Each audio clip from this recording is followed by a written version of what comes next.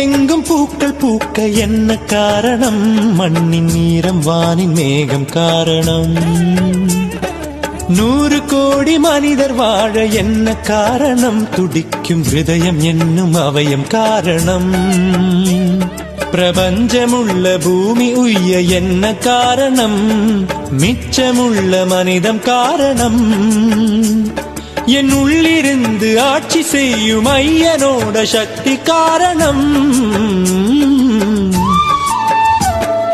பூமி எங்கும் பூக்கள் பூக்க என்ன காரணம்? மண்ணின் நீரம் வானின் மேகம் காரணம். ஆண்டவா உன்னை நான் பாடவா, உன்னிலே என்னை நான் காணவா.